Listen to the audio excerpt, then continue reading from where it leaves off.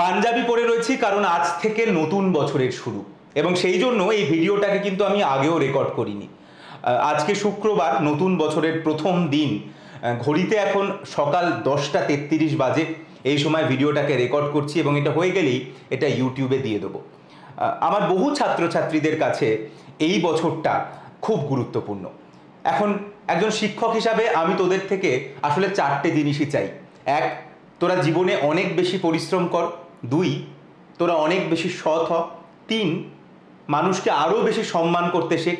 আর 4, অনেক বেশি সংবেদনশীল হ। এই 4টে জিনিসের বাইরে আমার আর তোদের থেকে কিচ্ছু চাওয়ার নেই। কারণ কোনো একটা পরীক্ষার নম্বরের ওপর ভিত্তি করে আমি তোদেরকে কখনোই বিচার করব না। না তোরা জীবনে কত পয়সা আয় করলি সেইটা দেখে বিচার করব। আমি চাইবো আমার সমস্ত ছাত্রছাত্রীরা যেন একজন ভালো মানুষ হয়, পরিশ্রমী হয়, সৎ হয়, সংবেদনশীল হয়। এর থেকে নতুন বছরে আর কিচ্ছু চাওয়ার নেই। তো আজকের এই ভিডিওটায় আসি। এই ভিডিওটা করার সময় দুটো জিনিস আমি মাথায় রেখেছিলাম। আমি যখন এর আগে একটা ভিডিও দিয়েছিলাম যে আনওয়ান্টেড প্রেগনেন্সিকে আটকানো যায় কিভাবে, তখন প্রচুর প্রশ্ন এসেছিল যে প্রেগনেন্সিটা হচ্ছে কিভাবে, সেই ব্যাপারে যদি কিছু বলেন। আর 2, আমার বাচ্চাদের সামনে উচ্চ মাধ্যমিক পরীক্ষা, আমার কাছে যারা পড়ে এবং যারা পড়ে না সবার জন্য সামনে উচ্চ মাধ্যমিক পরীক্ষা, এবং বেশ কিছু ছেলেমেয়ে 12-এ উঠবে। তো তাদেরও প্রথম চ্যাপ্টার হচ্ছে হিউম্যান রিপ্রোডাকশন। তো সেটারও আমাকে একটু রিভিশন দেওয়ার ইচ্ছা ছিল। তো সেই দুটো জিনিসকে মাথায় রেখে আজকের এই ভিডিও, যেখানে প্রেগনেন্সি কিভাবে হয় এবং ঠিক কিভাবে কি হলে প্রেগনেন্সি হবে বা একজন প্রেগনেন্ট হতে পারবে যদি সব নর্মাল থাকে, সেই ব্যাপারে আলোচনা করব আজকের এই ভিডিওতে। তাই আবার সবাইকে, শুধু আমার ছাত্রছাত্রীকে নয়, যারাই এই ভিডিও দেখছেন প্রত্যেককে আমার তরফ থেকে নতুন বছরের অনেক অনেক শুভেচ্ছা, ভালোবাসা, আর বড়দের আমার প্রণাম। তো কি করে হয় প্রেগনেন্সি, হয় কিভাবে? আমি অনেক দিন আগেই বলেছিলাম যে মেয়েদের শরীরে একটা অঙ্গ রয়েছে যার নাম জরায়ু, যার ইংরাজি হলো ইউটেরাস, যাকে দেখতে এরকম। এটা অনেকবার বলেছি, অনেক জায়গায় বলেছি, আবারও বলছি। তো মেয়েদের শরীরের মধ্যে এরকম একটা অঙ্গ রয়েছে যার নাম জরায়ু বা ইউটেরাস।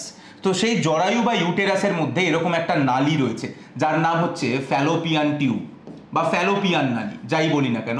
তো এই যে ফ্যালোপিয়ান টিউব রয়েছে, এই ফ্যালোপিয়ান টিউবে মেয়েদের শরীরে তৈরি হওয়া ডিম মানে ওভাম এবং তার সঙ্গে ছেলেদের শরীর থেকে আগত স্পার্মের মিলন হয়, এবং এই স্পার্ম আর মিলনের ফলে এই টিউবের মধ্যে, এই ফ্যালোপিয়ান টিউবের মধ্যেই তৈরি হয়, এই ফ্যালোপিয়ান টিউবের মধ্যেই তৈরি হয় জাইগোট তৈরি হয়, যেখান থেকে আলটিমেটলি আমাদের এই পুরো শরীর তৈরি হচ্ছে।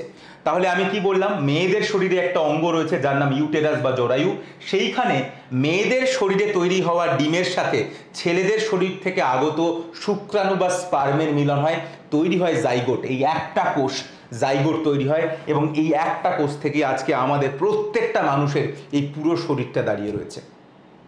তো এই ব্যাপারটাই এখানে বলবো যে ডিমটা এখানে এলো কিভাবে আর স্পার্মটাই বা এখানে এলো কিভাবে। তো সেইটা বোঝার জন্য আমাদেরকে একটু বোঝা দরকার যে ডিমটা কিভাবে তৈরি হয়, কোথা থেকে তৈরি হয়, আর স্পার্ম বা শুক্রাণু কোথা থেকে তৈরি হয় এবং কিভাবে তৈরি হয়। এবং এই ব্যাপারে আমার মনে হয়, আমার বিশ্বাস, স্বচ্ছ ধারণা এখনো মানুষের মধ্যে নেই, যে জন্য অনেক মিসকনসেপশন তৈরি হয়। তো ছেলেদের দুখানা এরকম,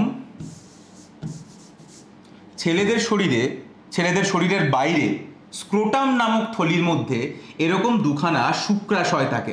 প্রবাবলি এটাকেই বাংলায় অন্ডকোষ বলে, আমি যদি খুব ভুল না করি অন্ডকোষ বলে।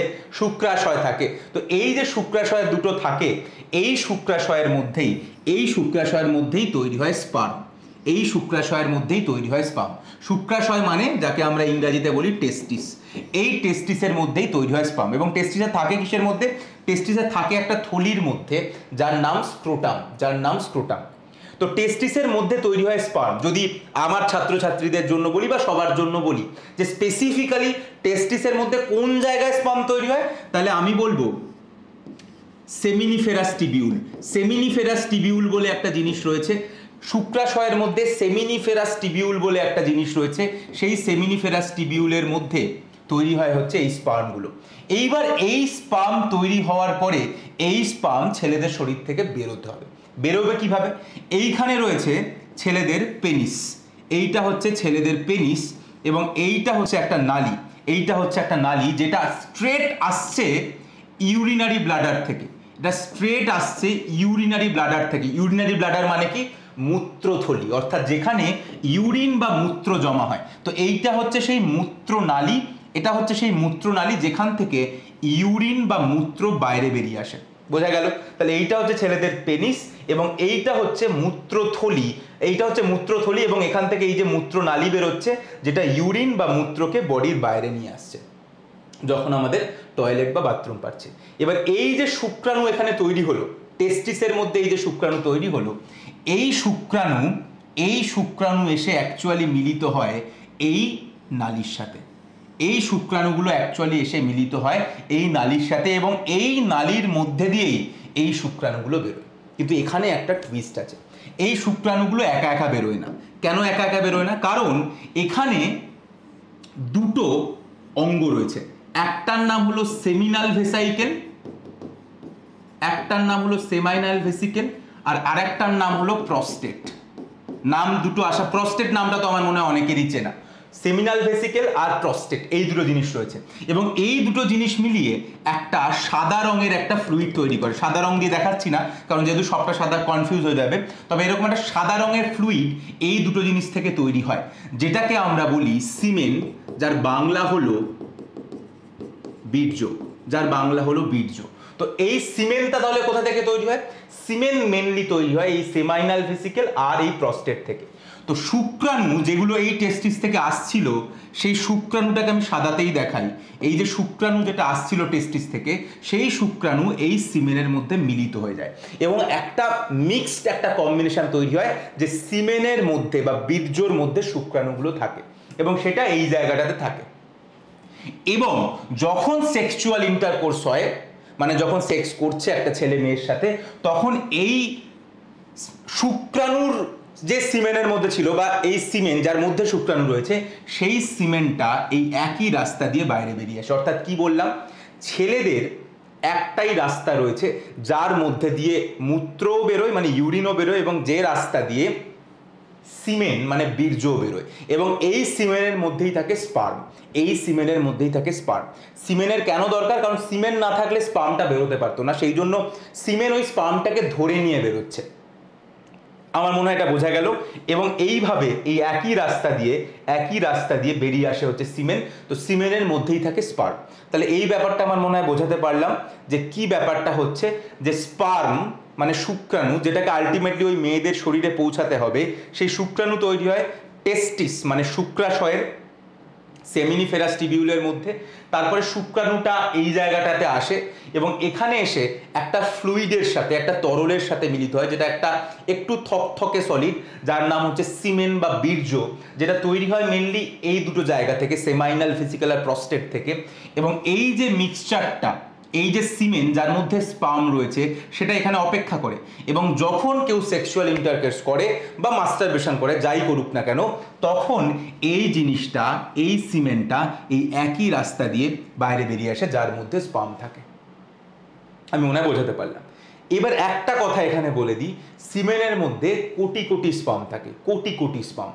অ্যাজ ফর এক্সাম্পল আমি তোদেরকে বলে দিলাম, সাপোজ ধরে নে যে সিমেন যতটা বেরোচ্ছে সেই সিমেনের মধ্যে 100 কোটি স্পার্ম রয়েছে। আমি একটা এক্সাম্পল দিলাম, তো 100 কোটি স্পার্ম রয়েছে, ঠিক আছে? তো এইটা হচ্ছে ছেলেদের ব্যাপার। তাহলে ছেলেদের ব্যাপারটা আমরা বুঝে গেলাম যে এইটা হচ্ছে ধরে নিলাম পেনিস এবং এইটা হচ্ছে মূত্রনালী বা যাকে ইংরাজিতে আমরা বলি ইউরেথ্রা। এইখান দিয়ে কে বেরোবে? এইখান দিয়ে বেরোবে স্পার্ম। স্পার্মই বলছি কারণ সিমেনকে আমার আলাদা করে আর সিমেনের কোনো গুরুত্ব নেই। সিমেন শুধু এই স্পার্মটাকে নিয়ে বেরোতে সাহায্য করে, সিমেনের গুরুত্ব কিন্তু এরপরে আর খুব একটা নেই। তো এইখান থেকে অ্যাকচুয়ালি স্পার্ম বেরিয়ে আসে। কত স্পার্ম বেরোয়? প্রায় 100 কোটি ধরে নে, 100 কোটি স্পার্ম বেরিয়ে এলো। 100 কোটি, আমি এক্সাম্পল দিচ্ছি, এক্সাক্ট সংখ্যা বলছি না। এবার এই স্পার্মকে কোথায় ঢুকতে হবে? এটাকে ঢুকতে হবে মেয়েদের শরীরে। তাহলে মেয়েদের শরীরটা সম্পর্কে একটু বোঝা যাক। মেয়েদের যদি আমি জেনাইটাল অর্গানকে দেখি, তাহলে বাইরে এরকম একটা বড় ফোল্ড থাকে, যেটাকে আমরা বলি লেবিয়া মেজোরা, যেটাকে আমরা বলি লেবিয়া মেজোরা। সেই লেবিয়া মেজোরার মধ্যে দুটো মাইনর ফোল্ড থাকে, যেটাকে আমরা বলি লেবিয়া মাইনরা, যেটাকে আমরা বলি লেবিয়া মাইনরা। অর্থাৎ মেয়েদের এই যে জেনাইটাল রিজিয়ান, সেটাকে লেবিয়া মেজোরা বলে, এটাকে লেবিয়া মাইনরা বলে। একটা ভুল ধারণা রয়েছে, লোকে এই পুরো জিনিসটাকেই ভ্যাজাইনা বলে, ভুল। এটা ভ্যাজাইনা নয়, দিস ইজ লেবিয়া মেজোরা এবং ভিতরের জিনিসটা হচ্ছে লেবিয়া মাইনরা। সেই লেবিয়া মাইনরার মধ্যে দুটো ওপেনিং রয়েছে, এরকম দুটো ওপেনিং রয়েছে। এই যে ওপরের ওপেনিং, এইটাই হলো ইউরেথ্রা বা মূত্রনালীর ওপেনিং। এই যে ছেলেদের যেরকম এইটা মূত্রনালীর ওপেনিং, ইউরেথ্রার ওপেনিং, সেরকম এটাও হচ্ছে মূত্রনালীর ওপেনিং। মানে এইটা ওপর দিকে গিয়ে connected with the urinary bladder, মানে এইখান দিয়ে মেয়েদের মূত্র বেরোয়, ইউরিন বেরোয়। এবং ঠিক এই ইউরেথ্রার ওপেনিংয়ের নিচে আর একটা ওপেনিং রয়েছে, এই ওপেনিংটাকেই আমরা বলি ভ্যাজাইনাল ওপেনিং। এই ওপেনিংটাকে আমরা বলি ভ্যাজাইনাল ওপেনিং। মানে যখন সেক্সুয়াল ইন্টারকোর্স হয় তখন স্পার্ম এইটার মধ্যে দিয়ে ভিতরে ঢোকে, স্পার্ম এইটার মধ্যে দিয়ে ভিতরে ঢোকে। এবং এইটা কার সাথে কানেক্টেড, এবার এটাই বলবো, এটা কার সাথে কানেক্টেড এটাই বলবো। তার মানে মোট কথা এইখানে আমরা যেটা শিখলাম যে ছেলেদের একটাই রাস্তা রয়েছে, একটাই ওপেনিং রয়েছে যেখান দিয়ে ইউরিনও বেরোয়, যেখান দিয়ে স্পার্মও বেরোয়। কিন্তু মেয়েদের দুটো আলাদা আলাদা ওপেনিং রয়েছে। ওপরে রয়েছে ইউরেথ্রাল ওপেনিং যেখান দিয়ে ইউরিন বেরোয়, এবং তলায় রয়েছে ভ্যাজাইনাল ওপেনিং যেখান দিয়ে সেক্সুয়াল ইন্টারকোর্সটা হয়। তাহলে কি বললাম? তাহলে এই হচ্ছে মেয়েদের বাইরের ফোল্ড, কি নাম বলেছিলাম? লেবিয়া মেজোরা। ভিতরের ফোল্ড কি নাম বলেছিলাম? লেবিয়া মাইনরা। এবং সেখানের মধ্যে রয়েছে এই যে ওপেনিং, এটা হলো ভ্যাজাইনাল ওপেনিং। যে ভ্যাজাইনাল ওপেনিং গিয়ে কোথায় কার সাথে কানেক্টেড? ভ্যাজাইনাল ওপেনিংটাই এইভাবে কানেক্টেড উইথ ইওর